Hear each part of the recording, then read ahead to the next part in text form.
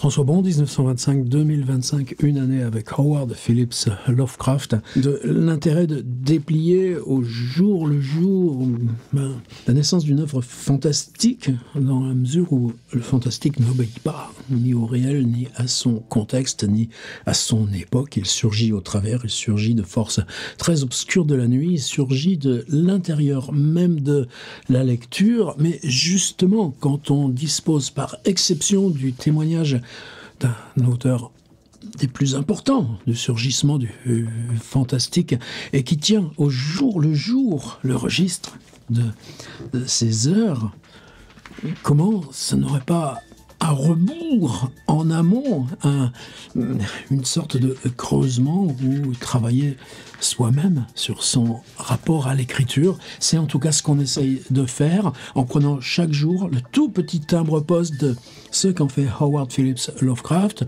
ce qui se passe et qui l'environne, tout près ou plus loin, mais toujours avec des passerelles qui, si ténues qu'elles soient, sont précisément cette représentation intérieure du monde qu'on traverse là, dans le saut mental du récit. Et pour l'instant, l'expérience ne nous a pas trompés. On la renouvelle au quotidien. On est le 18 mars 1925. Attention, saut en arrière. Donc le facsimilé du journal de Lovecraft, ce diary qu'il remplit de notes extrêmement sibyllines qu'il nous faut déchiffrer souvent à tâtons.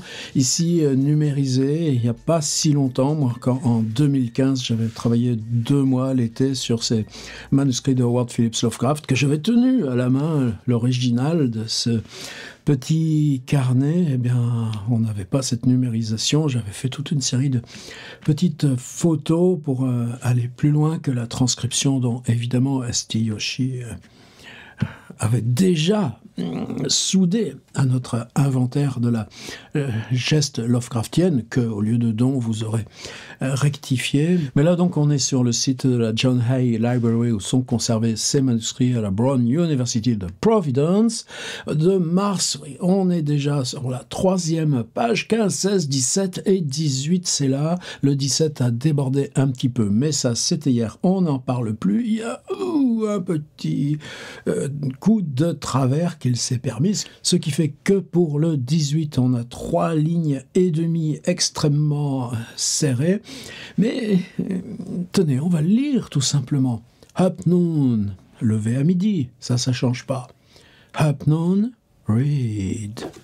Est-ce que vous connaissez, est-ce que vous savez le rôle que tient, bien sûr, chez Lovecraft, son Necronomicon, ce livre maudit, ce livre de l'arabe dément, Abdul has read. Qu'est-ce que ça veut dire? Abdul qui a tout lu, All has read. Eh bien, aujourd'hui, up noon, read. On est déjà probablement en fin de l'après-midi. Hot Tiffany. Il descend s'alimenter un peu à la cafétéria qui est juste en bas dans la rue. Return. On remonte. Alors, c'est probablement quand on va au Tiffany, il y a aussi un petit peu de lecture. C'est là où on a accès au journal. C'est grand, le Times, là, sur ces grands bâtons enroulés. Et ça, c'est un rituel qu'il aura toute sa vie. À Providence aussi. Lovecraft n'est pas coupé de son monde. Et en particulier, c'est les 2 journaux qu'il lit, celui de Providence qu'on lui envoie, qu'il reçoit, soit par sa tante, soit par son abonnement en direct, et le Times qu'il lit tous les jours, là, Tiffany. Et nous, c'est l'expérience qu'on fait. Et qu'est-ce qu'il fait quand il est remonté? Up noon, read. Out to Tiffany, return, read. G.K. George Kirk, le voisin du dessus, brief call. Tiens, donc, il appelle, mais non, on a autre chose à faire. Voilà, point à la ligne. Et il retourne à sa lecture. Read, out to Tiffany, return, read. G.K. brief call, read more. Lire plus, comme Beckett. Rater mieux, lire plus, lire encore, read more. Retour de Sonia, c'est Sonia donc son épouse part elle le matin très tôt, tous les jours, on a bien vu là cette nuit de dimanche à lundi quand ils se sont soigneusement évités. Elle revient de Manhattan, elle a ramené des pamplemousses, quelle bonne idée. Sonia revient, grapefruit, et puis read more. Read more, retired. Alors jusqu'à quelle heure on ne saura pas puisque le lendemain, up early, il faut se lever tôt. Pourquoi? Parce que c'est le départ de Sonia qui s'en va pour quelques semaines à Saratoga. Elle va être employée dans une maison pour s'occuper des enfants, mais ce sera surtout un séjour pour se remettre en meilleure santé et bon, sans préjuger de ce qui va suivre. Vous voyez que dès le départ de Sonia, recommence là une autre densité pour Lovecraft, et ça jamais évidemment on ne saura rien, c'est la part silencieuse, c'est le droit de chacun. Eh bien nous, qu'est-ce qu'on va faire avec ça? On va bien sûr tout d'abord se rendre dans le journal, voilà le New York Times du jour. C'était la Saint-Patrick hier, il a énormément plu. Aujourd'hui, il semble que ça s'arrange. En tout cas, c'est pas parce qu'il pleut à verse qu'il reste enfermé à lire. En une, on a quoi? Bien, une explosion dans une mine. Ça, c'est toujours extrêmement fréquent. Cette fois, donc, c'est en Virginie, là où sont aussi les grottes, les gouffres.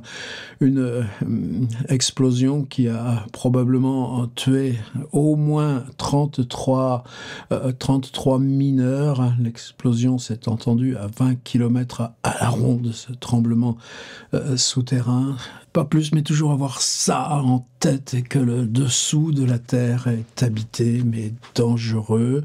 Alors quelquefois, aussitôt après la tragédie de l'explosion, eh bien, il y a le salon floral, et il y a le concours des nouvelles roses. C'est Percy Chubb qui va le gagner avec une Madame Alexandra Drieux, D-R-I-E-U-X, qui a inventé une rose d'un jaune merveilleux.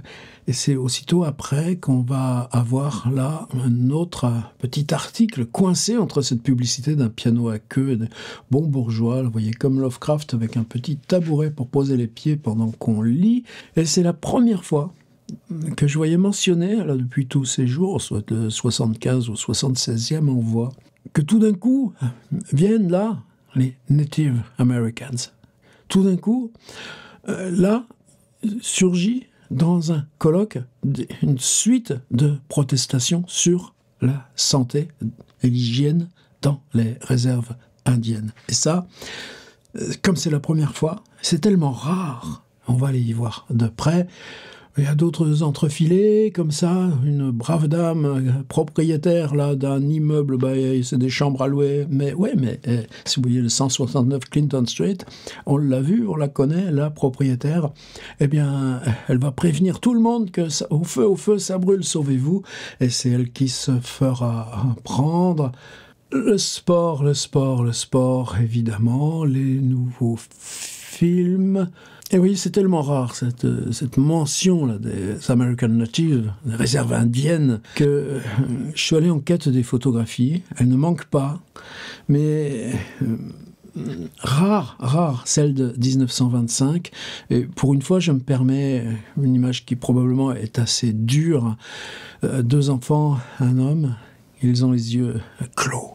Pourquoi les yeux clos? New York Times, 18 mars 1925. Les conditions de santé dans les réserves indiennes sont pires que dans n'importe quel endroit du pays, selon le docteur Haven Emerson, professeur de santé publique à Columbia. Ex-président de la Commission pour la santé publique, qui a pris hier la parole au Commodore devant l'Association de défense des Indiens d'Amérique. Le docteur Emerson s'en est pris violemment au Bureau des affaires indiennes de Washington, en tant que responsable de ces conditions. La négligence du gouvernement des États-Unis, a-t-il déclaré, se mesure dans un taux anormalement haut de décès par la tuberculose ou les trachome. Et voilà la photo, en m'excusant de vous la montrer. Ou les trachome, conjonctivite bactérienne contagieuse, parmi les populations indiennes. La grande majorité des médecins affectés aux réserves sont totalement incompétents. Les personnels de médecine, dont on ne veut plus dans les services traditionnels, on les expédie dans les réserves qui sont devenues le placard aux échecs. W.H. Hodge, le directeur du Musée des Indiens d'Amérique, s'en est pris lui aussi à la façon dont le gouvernement prend soin des Indiens, a déclaré que le Bureau des Affaires indiennes est sous la coupe des politiciens. L'ensemble des employés du bureau devraient passer sous le régime des affaires civiles. La plupart des médecins ont été, l'an dernier, moins payés que des cantonniers. Ils touchent seulement 1200 ou 1300 $ par an. Mais augmenter la paye des incompétents n'améliorera pas les conditions de santé des Indiens. On compte environ 75 000 cas de trachome dans les tribus, une condition si alarmante qu'il est impossible de mettre en place désormais une politique d'éradication de cette maladie. L'année dernière, on a recensé 200 morts de la coqueluche dans les pueblos, soit 10% du total de la population. Parmi eux, seulement 27 cas ont été officiellement déclarés à la Commission des Affaires indiennes. Lors d'une épidémie d'angine parmi les enfants indiens, j'ai vu un docteur examiner leur gorge avec la même lamelle. Je préférerais, pour moi-même, m'en remettre aux vieilles médecines indiennes traditionnelles que dans les mains de tels médecins, ils font infiniment plus de mal que de bien. Monsieur Hodge, comme plusieurs de ceux qui ont pris la parole, a déclaré qu'on devrait autoriser les Indiens à pratiquer leurs anciens rites religieux. Envoyer des missionnaires chez les Indiens serait une faute inadmissible, a-t-il dit. Leur accorder leur pleine liberté religieuse, ce serait seulement respecter la Constitution. Les Indiens, en général, ne sont en rien des paresseux, a déclaré le docteur George Bird Grinnell, écrivain et éditeur, mais ils sont seulement inaptes à se fondre dans la conception du travail de l'homme blanc. Et, quelque part, ça fait plaisir. Alors, cette question de lire, c'est-à-dire lever midi, lu, sorti dîner au Tiffany, revenu, lu, bref appel de Kirk, continuer à lire, retour de Sonia avec des pamplemousses, lu encore, couché, lu encore, lu plus.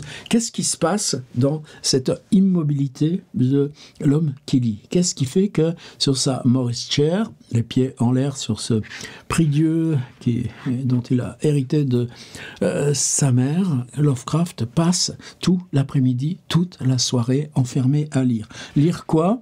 À partir de début avril, on va retrouver les lettres à ses tantes. Là, les lettres, je le répète à chaque fois, ont disparu. On saura le 2 avril qu'il est enfoncé à lire. Morton lui a prêté des livres. Morton vient de déménager, il vient de prendre la direction d'un musée à Patterson, dans le New Jersey.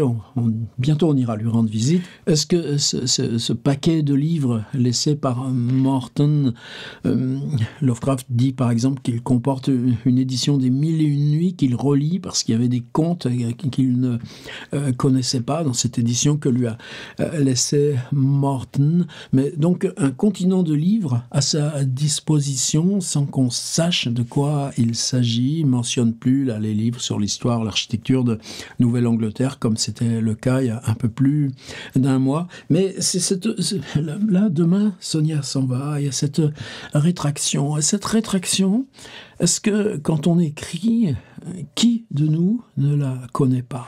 Il y a un moment donné, tu sais que l'intérieur refuse. Il n'y a pas l'inspiration, il n'y a pas... non, il peut y avoir des pratiques. Comme hier, on a vu Everett McNeil, là, le vieil ami de Lovecraft, qui tous les jours aligne 200 mots. Et c'est sa technique, sa routine. La lecture, c'est ce retrait qui fait que pendant qu'on est constamment absorbé à comprendre, à déchiffrer, à avancer dans le mouvement linéaire, le mental, lui, réorganise son paysage. Et dans l'écriture, c'est ce paysage de l'arrière qui va revenir et être là derrière vous, dans votre dos, à guider la main. Et cette rétraction, en quoi elle est malgré tout activité totalement organique au geste d'écrire, y compris dans le décalage du temps. Non, on n'écrit pas, on se retire pour lire. Et là, moi, je veux faire un petit flash forward. Alors, on est dans le carnet de 1933. Et en 1933, c'est un petit carnet à, je ne sais pas si vous voyez les tranches dorées dans mon souvenir, puisque lui aussi je l'ai tenu à la main. Voilà, celui-ci est de 1933 et là, c'est des notes manuscrites d'un brave pasteur que j'ai pas fini de déchiffrer. C'est un carnet en fait de 1927. Toujours le même principe des petits agendas avec les cartes, avec les renseignements pratiques, mais en 1927, Sonia qui lui rend visite, il s'agit simplement des formalités de divorce que Lovecraft sans lui dire, ne finalisera pas. Elle se découvrira en 1947 bigame. Elle lui offre un joli petit agenda. Et Lovecraft, est-ce que précisément c'est parce qu'ils sont séparés ou parce que c'est trop luxe pour lui? Mais il le garde sans s'en servir. Alors qu'il a toujours un petit agenda comme ça. En 1928, on saura qu'il a son agenda dans lors du voyage du Vermont, parce qu'au retour, sur Albany-Boston, dans le bateau, il se fait voler son sac marron. Et ce qui lui manque, c'est pas les 3-4 paires de chaussettes ou à faire. Non, c'est sa lunette télescopique pour voir les architectures, pour voir de loin les maisons, les paysages, et son carnet, son petit carnet. Et en 1933, donc, il se sert du carnet laissé offert par Sonia à Noël 1927 pour l'utiliser dans les deux sens. Alors, dans un sens, si on le prend à l'envers, ce sera toutes ces listes fameuses des sujets pour histoire, des sujets d'histoire surnaturelle, de comment composer une histoire d'horreur. Et dans l'ouverture du carnet, c'est une suite, il y en a 52. Des résumés d'histoire. Il reprend, y compris les classiques d'Edgar Poe ou Algernon Blackwood et tant d'autres. Il reprend des histoires qui sont chacune des archétypes de l'histoire surnaturelle. Et il les résume en 5 lignes, parce que si on les résume en 5 ou 6 lignes, cette idée, là, ce petit embryon, on peut le récupérer pour soi-même. Le mot récupérer est sans doute pas ça, mais en tout cas, ces 50 récits, là, alors moi j'ai rassemblé, j'ai fait cette transcription, alors carnet 1933, le PDF, vous l'avez dans le dossier abonné, là, bien sûr. Par contre, en ce moment, je m'occupe plus de ces livres. Je crois que il faut que je me concentre sur tenir ce marathon en 3 mois, mais il en reste encore 9 derrière pour arriver au 6 janvier 1926, au 370e. Et ensuite, je reprendrai ce dossier, livre, traduction et tout ça. Pour l'instant, besoin de me focaliser là-dessus. Et dans ce carnet 1933, j'ai pris 3 histoires. Alors, c'est pas les histoires d'écrivains majeurs comme Poe, Hawthorne, Blackwood, Bierce et tout ça. J'en ai pris une de Conrad Aiken, lui qui est très connu, y compris par William Faulkner, pour qui il est un maître, mais Hans-Heinz Evers, et surtout Alwyn Backus. Alors, il s'appelle Waldo, de son prénom, Waldo Alwyn Backus. Et c'est un gars qui publiera bientôt, à la fin de l'année 25, début de l'année 26, un récit qui sera une amorce des récits de science-fiction. On communiquera avec un vaisseau spatial, et ça s'appellera The Waning World. Et ce texte de Alwyn Backus, donc qui est publié pour la première fois dans Weird Tales, c'est probablement celui qui assure à Waldo Alwyn Backus un semblant de survie. Est-ce qu'on a même un visage? Non, rien trouvé. Est-ce qu'on a des éditions séparées? Oui, de The Waning World. Mais sinon, c'est des textes qui sont, disons, dispersés dans des anthologies. Là, j'essaye d'en récupérer quelques-unes. Et c'est en 1930